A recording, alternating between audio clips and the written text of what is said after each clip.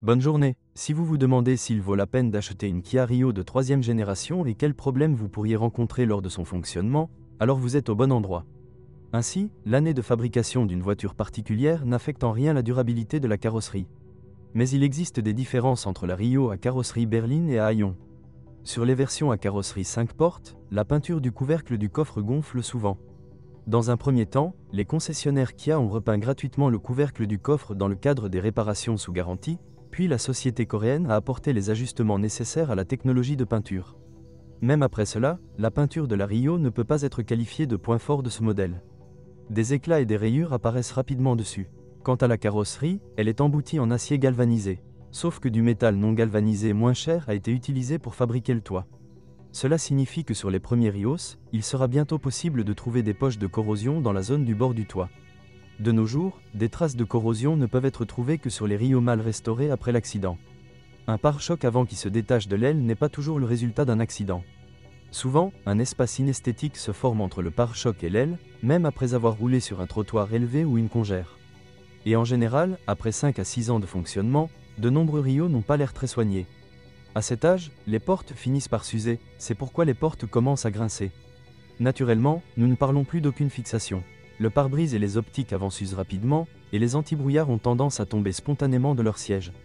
Les pièces de carrosserie chromées, encore plus nombreuses après restylage, perdent rapidement de leur attrait visuel dans notre climat rigoureux.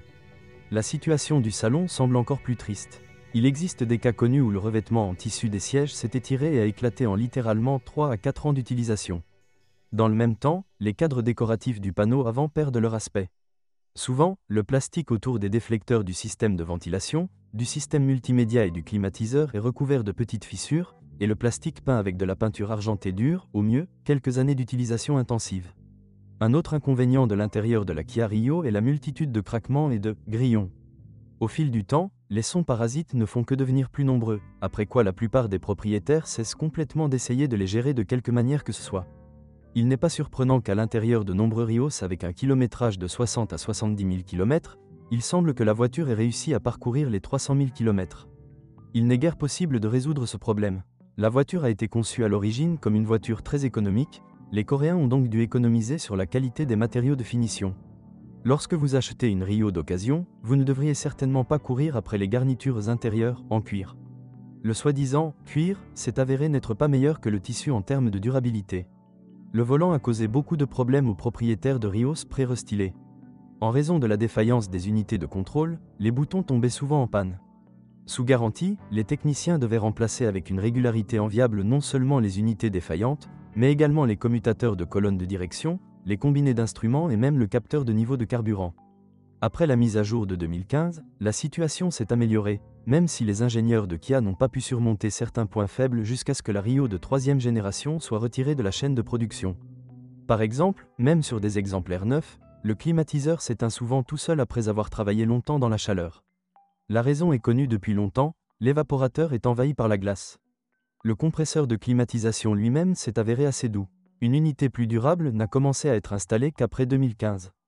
De plus, lors de la mise à jour, les ingénieurs ont légèrement réduit la température de chauffage des rétroviseurs latéraux. Cela a permis d'éviter les fissures dues aux forts changements de température en hiver lorsque le chauffage est allumé.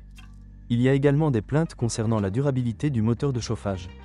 Étonnamment, malgré une solide liste de faiblesses, la Kia Rio se vend très bien sur le marché secondaire. Les chauffeurs de taxi ont particulièrement apprécié ce modèle. D'une part, cela indique un entretien peu coûteux. En revanche, il existe sur le marché secondaire de nombreuses voitures dont le kilométrage a été ajusté avant la vente. Éviter de tomber sur un taxi d'occasion est la tâche principale lors de l'achat d'une Rio d'occasion. De plus, les groupes motopropulseurs de la berline coréenne ne sont même pas près de revendiquer le titre de « millionnaire ». Ils sont envoyés pour des réparations majeures plus proches du kilométrage de 300 000 km. À moins que, à condition d'utiliser de l'essence et de l'huile de haute qualité, ainsi que de respecter strictement les intervalles de vidange d'huile, les moteurs de la série Gamma peuvent durer environ 500 000 km avant une révision majeure. Ces groupes motopropulseurs de 1,4 et 1,6 litres ont les mêmes blocs cylindres, mais des vilebrequins différents. Les courses des pistons sont donc également différentes. Le débat sur la disponibilité des moteurs Rio dure depuis longtemps. Le bloc cylindre, moulé en alliage d'aluminium, comporte à l'intérieur des chemises en fonte à parois minces. Ces derniers ne sont pas pressés, mais remplis d'aluminium au stade de la coulée en bloc. C'est pour cette raison que le fabricant affirme que si la surface intérieure s'use, l'ensemble de l'unité devra être remplacé. Mais nos artisans ont prouvé le contraire. Les chemises de cylindre peuvent être alésées et les chemises elles-mêmes sont disponibles dans le commerce. En conséquence, le bloc est regarni sans effort pour s'adapter aux chemises et pistons standards. Bien entendu, cette méthode de refonte a aussi ses opposants. Ils affirment que le transfert de chaleur entre les doublures remplies et pressées est très différent, c'est pourquoi le moteur à manchon durera moins longtemps. Si vous souhaitez économiser encore plus, vous devez faire attention aux pistons disponibles dans le commerce, dont le diamètre est 0,25 mm plus grand que celui d'usine. Dans ce cas, les artisans ont simplement percé la chemise remplie en usine à la taille des nouveaux pistons. Une autre option fréquemment utilisée en cas d'usure critique du groupe motopropulseur est l'achat d'un moteur d'occasion. Bien sûr, pour de nombreux propriétaires de Rio, un tel prix se transforme en purs avantages, mais les chauffeurs de taxi en profitent également pleinement. En essayant de réduire autant que possible les coûts d'exploitation, ils augmentent les intervalles de vidange d'huile à 30 000 à 40 000 km.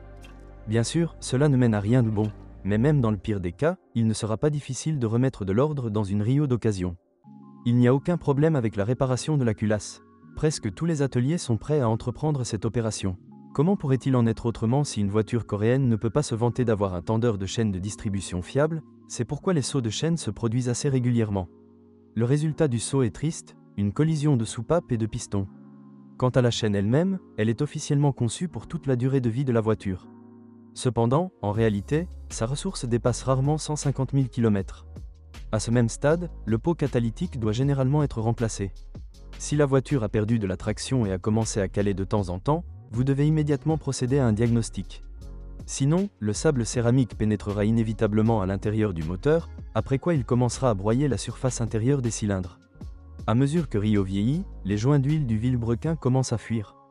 De plus, après 5 à 6 ans de fonctionnement, le carter de distribution commence à s'embuer d'huile. Le moteur 1,6 litres nécessite une attention particulière sur les voitures produites avant 2012.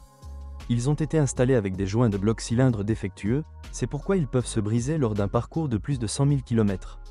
Si cela se produit, une épaisse vapeur blanche s'échappera du tuyau d'échappement et la tête du bloc elle-même devra être envoyée au broyage. Un meulage sera également nécessaire si le moteur surchauffe.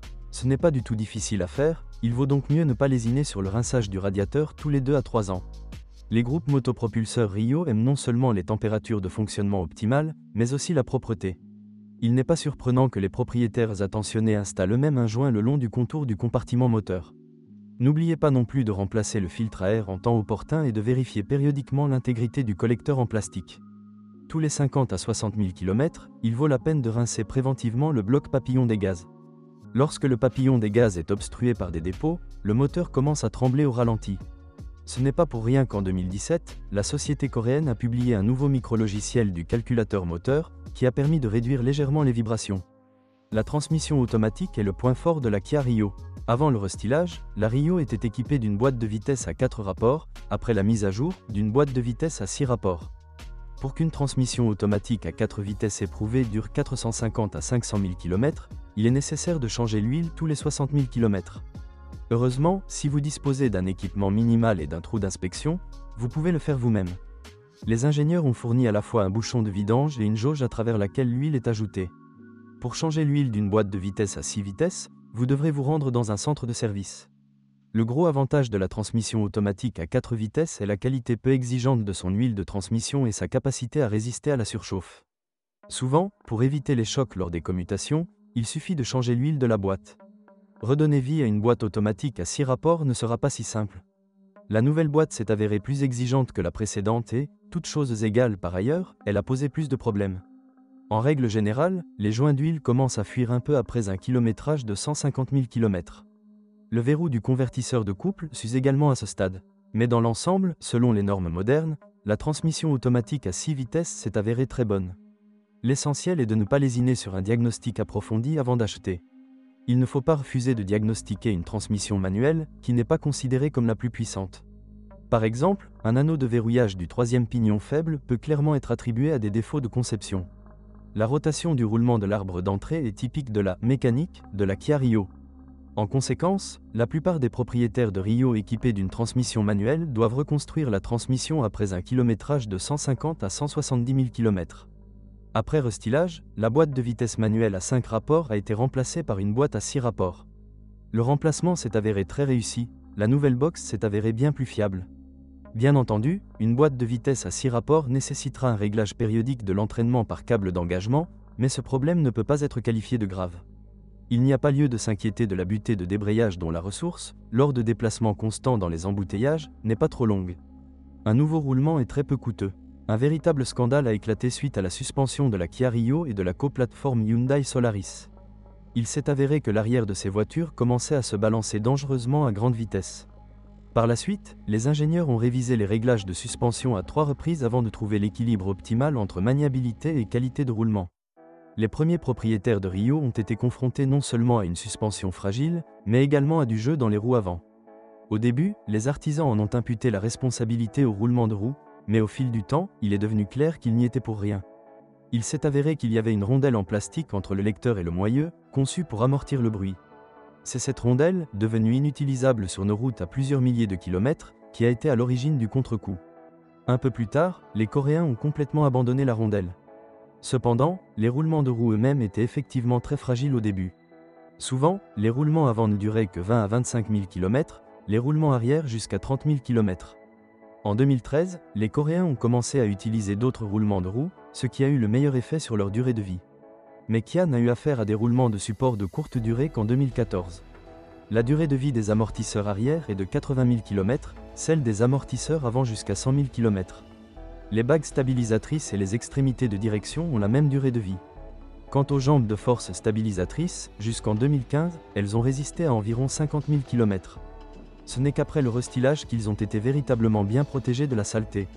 Après restylage, la suspension Rio comprend désormais des rotules fiables pouvant durer jusqu'à 150 000 km. Le maillon le plus solide de la suspension de la Kia Rio sont les blocs silencieux. Ils peuvent supporter jusqu'à 200 000 km.